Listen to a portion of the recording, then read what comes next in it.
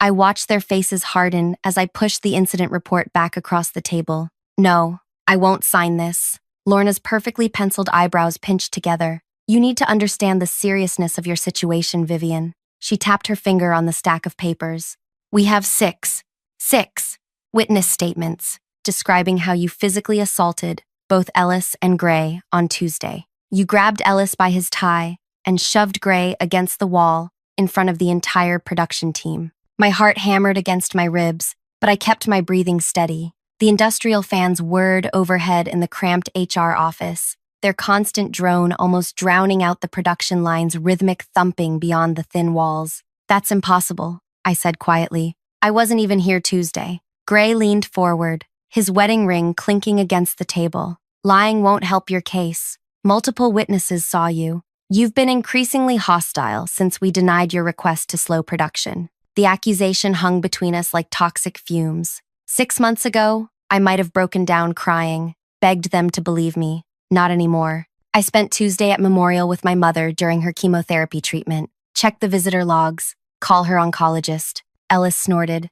Very convenient. His eyes never left his watch. We're not here to debate this. Either sign the incident report acknowledging your behavior, or we terminate your employment immediately. Lorna slid a termination notice beside the incident report. Your choice, Vivian. But think carefully. 7 years here thrown away? And for what? A momentary loss of control? We're prepared to be lenient if you show remorse. I glanced at the accusation again. Attacking Ellis and Gray. From the statement dates, they'd fabricated this entire scenario within 48 hours of my safety complaint. The clock on the wall showed 9:57. My pulse calmed as I reached for my bag. I think we're done here, I said. Gray's face flushed. You're making a mistake. Sign the report, take a suspension, and we move on. No one wants this getting messy. I unzipped my bag, and their eyes tracked my movements. The plant hummed and shuddered around us, the same sounds I'd heard for 7 years, but today they felt different, final. What time is it, Ellis? I asked. He frowned, glancing at his watch. 3 minutes to 10. What does that? The reception phone buzzed, cutting him off. Lorna snatched it up. I said no interruptions. Her face drained of color as she listened. Send them to conference room A. We'll be right there. She hung up, her composure cracking. There are government officials in the lobby. OSHA inspectors, I clarified, standing slowly. They're here about the safety complaint I filed 14 days ago, the one you received formal notice of last week. I shouldered my bag. Interesting timing with these assault allegations, don't you think? Ellis's mouth opened and closed. Gray gripped the edge of the table so hard his knuckles whitened. You contacted OSHA? Lorna whispered. After the third burn injury on line 5. But you knew that already. I checked my watch. The inspectors will want to see those emergency exits you've kept chained since February. And they'll probably ask about the machine guards you removed last month to boost production. The office fell silent, except for the distant clang of metal and hiss of pressurized lines. In that moment, I saw the truth in their eyes. They'd never expected consequences. Before I continue further, thank you for finding my story. If you're enjoying it so far, please hit that like button and subscribe to support more content like this. Your comments mean everything, so let me know if you've ever experienced workplace retaliation. You might be surprised how common it is. My name is Vivian Reese. I'm 32, single, with more plants than friends and an unhealthy addiction to true crime podcasts. Before all this happened, I was just another quality inspector at Mid-State Manufacturing, diligent, unnoticed, the kind who brought homemade cookies to team meetings but never got invited to happy hour. I hadn't planned to become a whistleblower. For years, I'd looked the other way, same as everyone else. The pace was brutal, but the pay was decent, and Mom's medical bills kept piling up. I needed this job.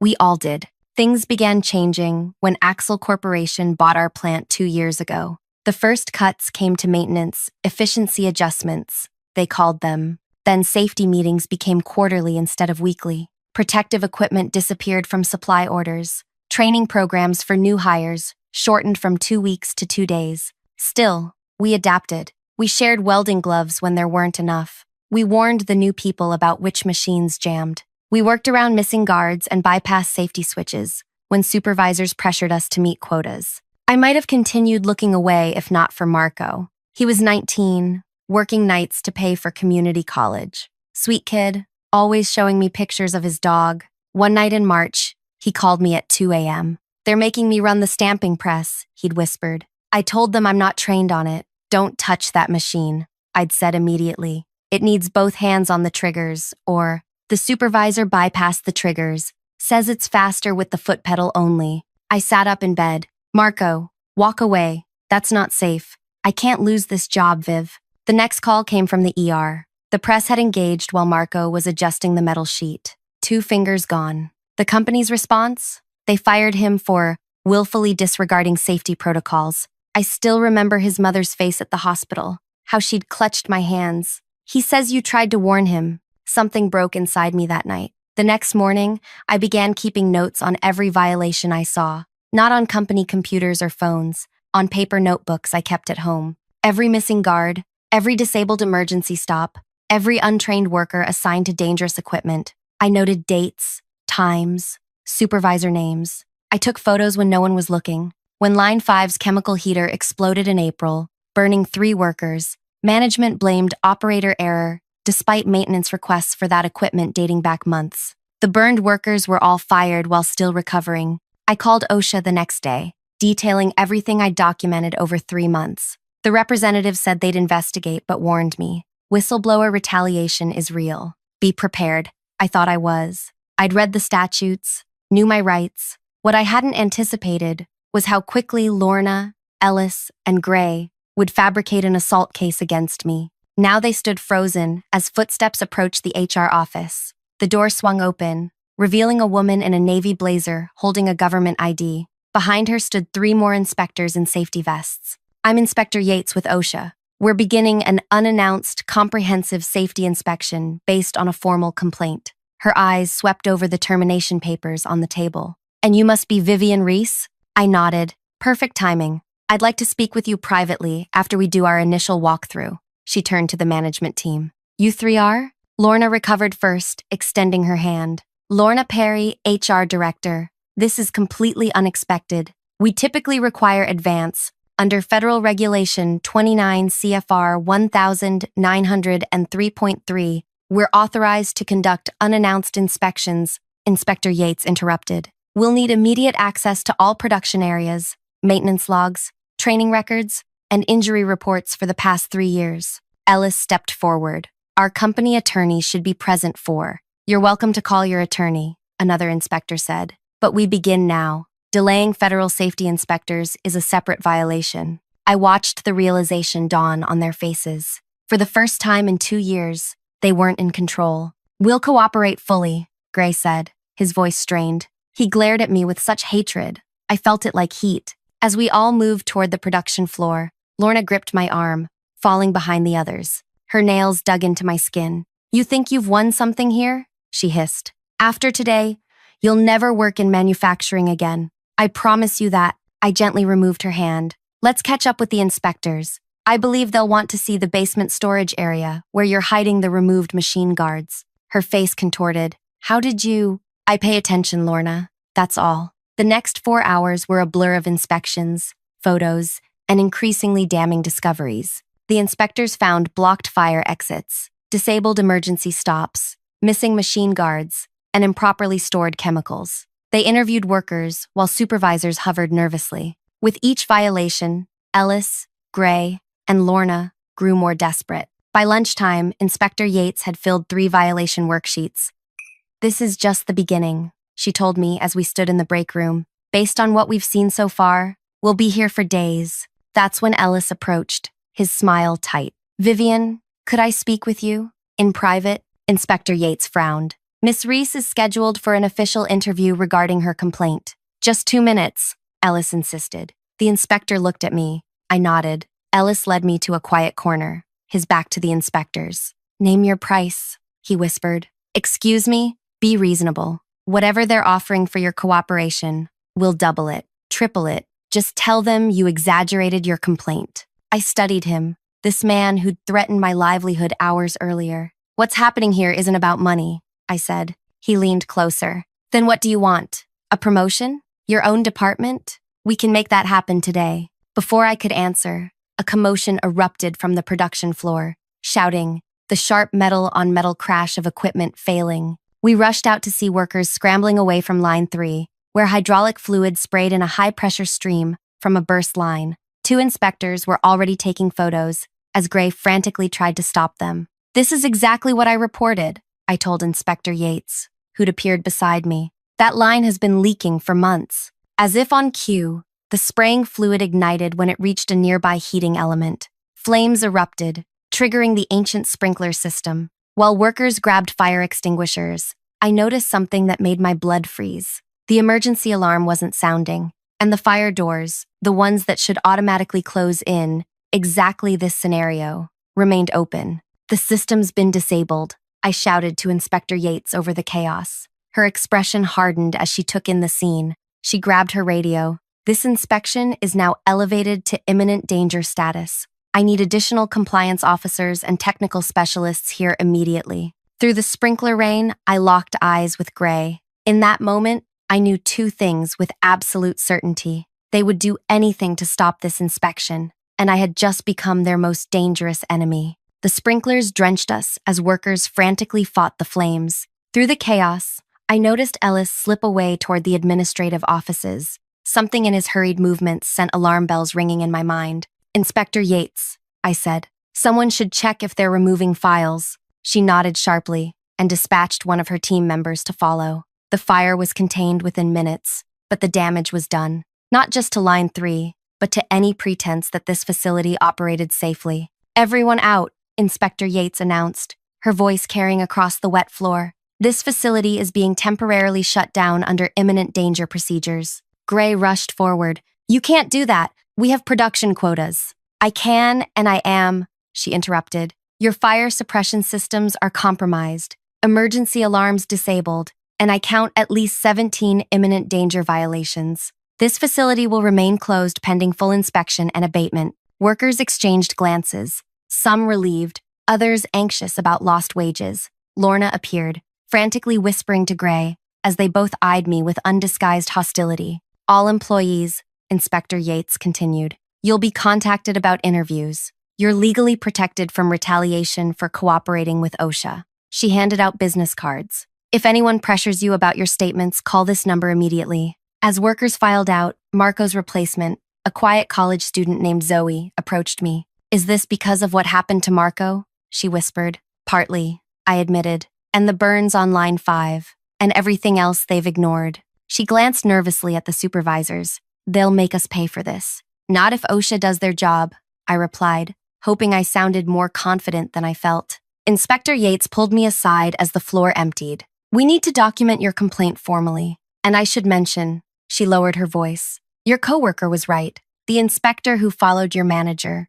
found him shredding maintenance request logs. My stomach tightened. Of course they'd try destroying evidence. I'd expected nothing less. Miss Reese, she continued, I want to be clear. This is one of the most hazardous workplaces I've seen in 15 years with OSHA. Your complaint potentially saved lives. Her words should have been comforting, but all I could think about were Lorna's threats. Even with OSHA here, I knew this wasn't over. The next week was a blur of official interviews, documentation reviews, and increasingly desperate attempts by management to minimize the violations. Workers were called into impromptu meetings, where Gray and Ellis emphasized the exaggerated nature of the complaints and reminded everyone about company loyalty. Few seemed convinced. I spent hours with OSHA inspectors, walking them through everything I'd observed over the past year. Each day revealed new violations, falsified training records, unreported injuries, maintenance logs showing equipment failures that management ignored for months.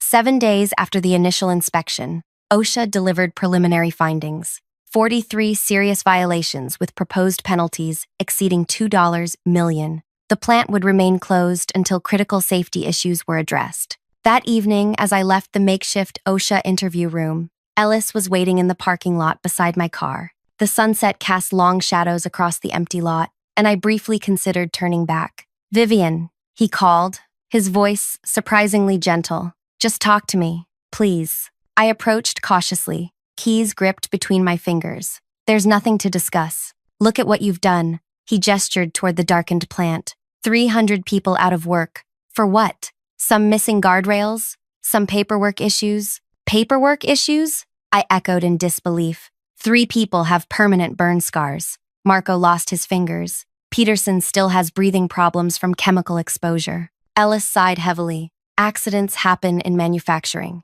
You know that. These weren't accidents. They were negligence. He stepped closer. The board is flying in tomorrow. They're talking about permanent closure. His voice dropped. But it doesn't have to go that way. You could help salvage this. How exactly would I do that? Tell OSHA you exaggerated. Say you were angry about being passed over for promotion. We'll back you up. Say we overreacted with the disciplinary action. You get your job back with a raise. Everyone wins. The audacity was almost impressive. And the violations just disappear? We'll fix the major issues. The rest, he shrugged. Administrative settlements. It happens all the time.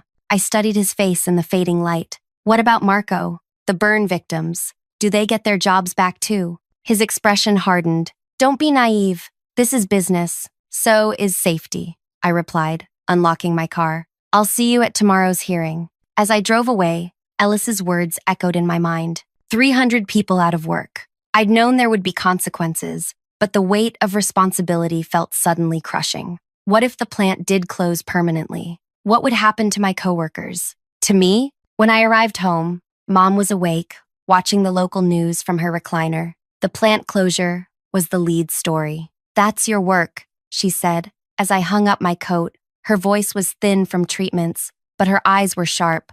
You did this? I nodded, sinking onto the couch. I filed the complaint that started it. She studied me for a long moment. Good. 300 people might lose their jobs, Mom. And how many might have lost their lives if nothing changed? She reached for my hand. You remember your father. How could I forget? Dad had worked at a different factory, one just as profit-obsessed and safety-indifferent. The investigation after his death revealed the machine that crushed him had known safety defects. Defects reported multiple times but never addressed. I was 11 when we buried him, I said quietly. The company sent flowers and a form letter. And a check, Mom added bitterly. Barely enough for the funeral. She squeezed my hand. You did what he would have done, if he'd known how. That night, I barely slept. Every time I closed my eyes, I saw the faces of coworkers who might blame me for their financial hardship. But I also saw Marco's missing fingers, the burn victims, my father's casket. The hearing began at 9 a.m. the next day. The company had flown in their corporate legal team. 5 attorneys in matching dark suits. Ellis, Gray, and Lorna sat together, flanked by 2 men I recognized from the corporate board. The conference room at the OSHA field office barely contained everyone. As workers filed in to testify, the atmosphere grew tense. Would they support my claims or fear for their jobs? The first interviews brought surprising relief. Maintenance workers confirmed requests for repairs had been repeatedly denied. Line supervisors admitted removing safety guards increased production speed. A payroll clerk revealed injury reports were routinely classified as non-recordable to avoid mandatory reporting. During a break, I overheard Ellis arguing with one of the board members. We had no idea conditions were this bad, the older man was saying. This is beyond unacceptable. Production targets had to be met, Ellis insisted. The quarterly bonuses depended on it. So you risked worker lives for bonuses? The board member looked disgusted. Everyone knew the situation. No one complained. Except one person did complain, the board member said, noticing me listening. And instead of addressing the issues, you fabricated an assault claim against her. Ellis's face flushed. We had reliable witnesses. Witnesses who've since admitted you pressured them to lie. Inspector Yates interrupted, joining the conversation. That's a separate federal violation. We're investigating. The blood drained from Ellis's face. That's not. We have signed statements from 3 employees, she continued. They were told to sign pre-written accounts of an assault that never happened or face termination themselves. I hadn't known this development. As Ellis struggled for words, Lorna appeared, pulling him away with frantic whispers. The board member gave me a long look before following them. By afternoon, the pattern had become clear. Systemic safety violations, driven by production bonuses for management. The corporate attorneys grew increasingly silent as testimony mounted. During the final session, the board chairman addressed the room. Based on what we've heard today, significant changes are necessary. He looked directly at me. Miss Reese, While we cannot discuss personnel matters publicly, I want to assure you and everyone here that the actions taken against you were unauthorized and unacceptable. Ellis and Gray stared at the table. Lorna typed furiously on her phone. The plant will remain closed for 4 weeks while we implement mandatory safety improvements, the chairman continued. All employees will receive full pay during this period. Murmurs of relief rippled through the workers present. Additionally, we're restructuring plant management effective immediately. Ellis's head snapped up. Further announcements will come through proper channels, the chairman finished. As the hearing concluded, workers surrounded me, some offering thanks, others sharing safety concerns they'd kept silent for years. The dam had broken. For the first time since I'd filed the complaint, I felt vindicated rather than vilified. That feeling lasted until I reached my car. My windshield was spiderwebbed with cracks, a cinder block sitting on my hood. Taped to what remained of my windshield was a note, "This isn't over." I photographed everything before calling the police, my hands shaking. While waiting, Director Yates arrived at her own vehicle. "What happened?" she asked, rushing over. I showed her the damage and note. Her expression darkened. "This is textbook intimidation," she said, taking her own photos. "Do you have somewhere safe to stay tonight?" I thought of Mom, weak from chemotherapy. "Yes, but I can't leave my current place." She nodded grimly. "We can request police patrols. And this incident strengthens our retaliation case." She hesitated. "The next few weeks won't be easy. The plant reopening doesn't mean this situation is resolved." "I know," I said, watching as Ellis exited the building, pointedly looking in our direction. I never expected it would be. What I couldn't tell her, what I'd told no one, was that the complaint to OSHA had only been my first move. I'd spent months preparing for what might come next, gathering information beyond safety violations, because in a company where executives valued bonuses over human lives, I suspected the rot went deeper than missing machine guards. And when Inspector Yates had mentioned management bonuses tied to production, I'd seen the flash of panic in Ellis's eyes. That reaction confirmed what I'd begun to suspect months ago, when I'd noticed discrepancies between actual production numbers and what appeared in quarterly reports.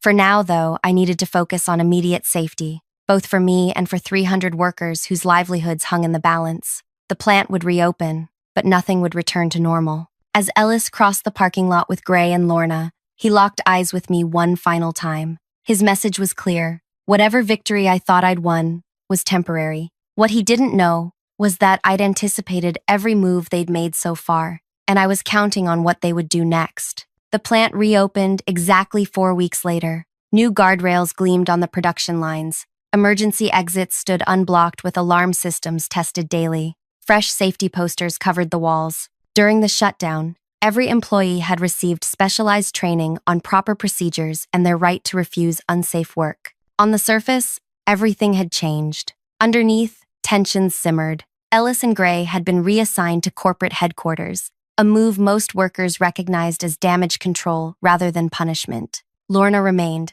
now working alongside a new plant manager named Teresa Woods, sent from corporate with a mandate to transform the safety culture. My first day back, Teresa called me to her office. Unlike the windowless HR room where I'd faced termination, her space had glass walls, visibility as policy. "Vivian, thank you for coming," she said, gesturing to a chair. "I've reviewed the entire situation. What you experienced was unacceptable." I nodded cautiously. "I want to offer you a position on our new safety committee. Full authority to stop production if you identify hazards, reporting directly to me." She slid a paper across her desk. With appropriate compensation adjustment, the offer showed a 30% salary increase. Substantial, but not life-changing. "I appreciate that," I said. "But I'm concerned about long-term commitment to these changes." Teresa leaned forward. "Corporate is serious about transformation. The board was horrified by what happened, and the retaliation against me, being addressed at the highest levels." Her expression softened. "The vandalism of your car was inexcusable. We're working with authorities to identify who was responsible." I studied her, trying to gauge her sincerity. Teresa seemed genuinely committed, but she wasn't the problem. The system was. Ellis and Gray might be gone, but their influence remained in supervisors they'd hired and processes they'd established. "I'll consider the offer," I said finally. Over the next 2 weeks, I watched carefully as operations resumed. Most safety improvements held firm, but subtle problems emerged. Maintenance requests took days longer when submitted by workers who'd supported my complaint. Schedule preferences mysteriously favored those who'd stayed silent. Lorna remained a particular concern. Though officially demoted from HR director to specialist, she still controlled personnel files and influenced hiring decisions. I frequently felt her watching me from across the floor. During week 3, the isolation tactics began. Lunch tables emptied when I approached. Conversations stopped mid-sentence when I entered break rooms. Anonymous notes appeared in my locker. Job killer, and how long until we close for good? Teresa seemed oblivious, focused on impressing, visiting corporate representatives with our safety transformation. When I raised concerns about the workplace climate, she smiled tightly. Change takes time, Vivian. People are adjusting. The real blow came a month after reopening. 5 workers who'd provided statements to OSHA were transferred to night shift, despite seniority. When they protested, Lorna explained it was operational necessity. That same day, our main break room television played a loop of financial news reporting our parent company's stock dropping due to unexpected compliance costs at the mid-state facility. The message was clear. My complaint had hurt everyone's financial future. I found Teresa in her office, reviewing production reports. The transfers were retaliation, I said, without preamble. She sighed. That's a serious accusation. 5 workers who testified for OSHA all moved to night shift despite 3 having seniority? That's not coincidence. Lorna provided documentation showing operational needs. Lorna is continuing what Ellis started, I interrupted, punishing anyone who spoke up. Teresa set down her pen. Vivian, we've made extraordinary accommodations. New safety equipment, training programs, your position on the safety committee. But this business still needs to function profitably. Profitably doesn't mean illegally. Her expression hardened slightly. I'd be careful about throwing around accusations without evidence. I left her office wondering if I'd misjudged her. Was she complicit or just naive? That evening, Mom noticed my distraction as we ate dinner. Something's happened, she said, setting down her fork. The chemo had ended, but recovery was slow. Her hands still trembled. Just work politics, I replied. Nothing important. Vivian Marie Reese. Her tone made me look up.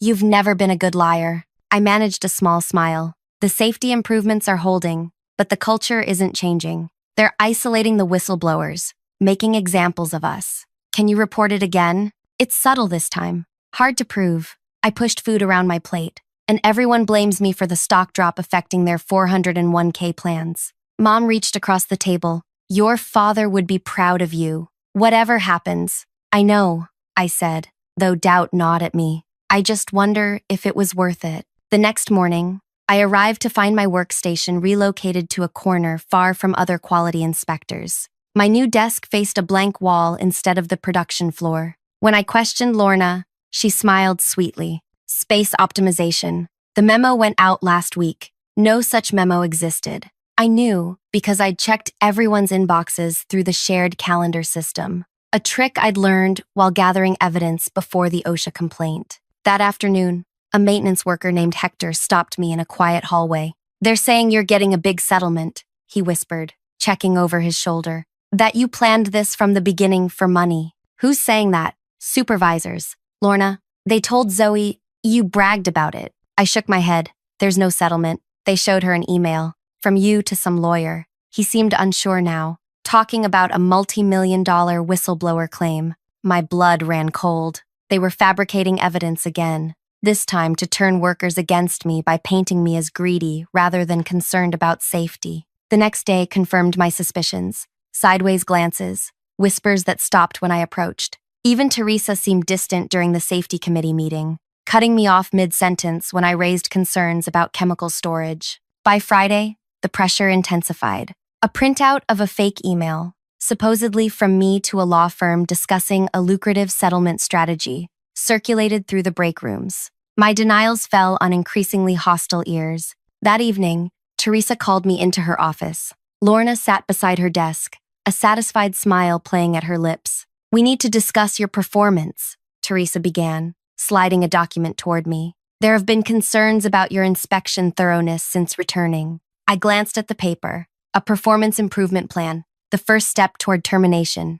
My inspection records are perfect, I said. Ask any line supervisor. We've received reports that you're distracted, rushing checks. Teresa wouldn't meet my eyes. Given recent events, we want to be procedurally correct in addressing performance concerns. This is retaliation, I said flatly. Lorna's smile widened. That's a serious accusation. Do you have evidence? Something in her smug certainty made everything clear. They believed they were winning, that I was isolated, discredited, and without recourse, just as they'd planned. Actually, I said slowly, I do have evidence. Quite a lot of it. Teresa frowned. Regarding this performance evaluation? Regarding everything. I stood up, suddenly calm, including why Ellis and Gray were so desperate to remove me before the OSHA inspection. Lorna's smile faltered. I didn't just document safety violations, I continued. I also recorded the production number alterations, the quality test manipulations,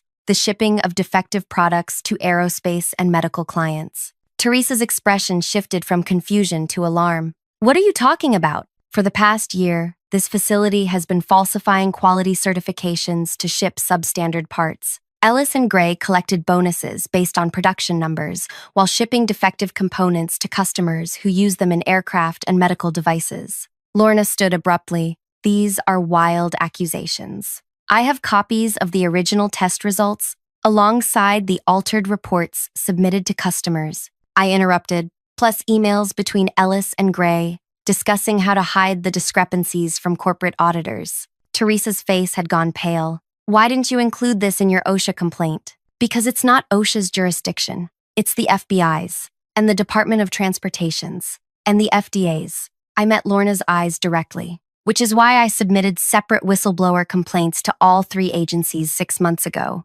Lorna sank back into her chair. The OSHA investigation was just the beginning, I explained. I needed to see how management would respond, whether you'd address the problems or double down on covering them up. Teresa looked stricken. Are you saying federal criminal investigators are involved? They've been building their case while OSHA handled the safety violations, gathering financial records, interviewing former employees, tracking the defective parts. I nodded toward the window where workers continued their shifts, testing components pulled from the marketplace. As if on cue, my phone buzzed. I checked the message and couldn't help a small smile. That's my contact at the FBI. They're executing search warrants at Ellis and Gray's homes right now. Corporate headquarters, too. I looked up. They'll be here within the hour.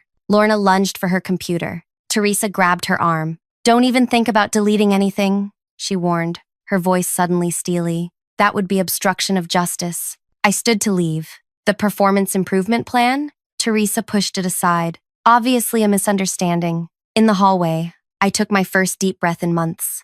The timing was perfect. Exactly as Special Agent Rivera had promised when I'd met with her team back in January, long before the OSHA complaint. We'll let the safety investigation play out first, she'd explained.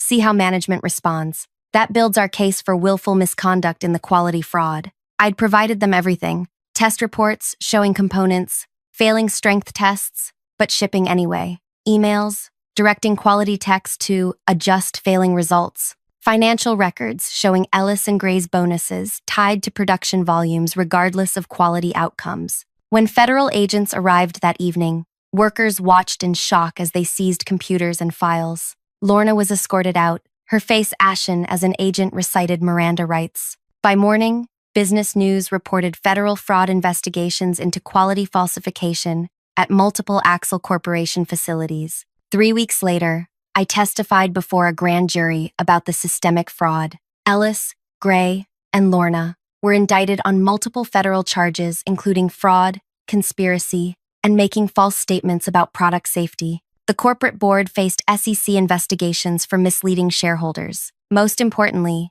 every potentially defective component had been traced and recalled. No failures had occurred in the field. No one had been injured by our substandard parts. 6 months after the OSHA inspection, I sat in a new office at the State Manufacturing Oversight Board, surrounded by case files from other facilities, seeking my help with compliance programs. Sometimes I wonder if Ellis, Gray, and Lorna ever realized their biggest mistake wasn't falsifying safety reports or shipping defective parts. It was assuming that someone who meticulously documented safety violations wouldn't be documenting everything else too. Their greed left a trail of evidence I merely had to collect and organize. The plant still operates, now under completely new management with the strongest safety record in the corporation. My former coworkers received compensation from the corporate settlement, and many have become safety advocates themselves. As for me, I found my voice, not just in standing up to corporate wrongdoing, but in helping others do the same. Because the most complete revenge isn't watching wrongdoers face consequences, though that matters. It's creating a system where their actions would never be tolerated in the first place. If you've ever faced workplace retaliation or unsafe conditions, know that you're not alone. There are protections for whistleblowers and resources to help. Leave a comment sharing your experience, or like and subscribe to help others find this story. Remember, speaking up isn't just your right, sometimes it's what saves lives.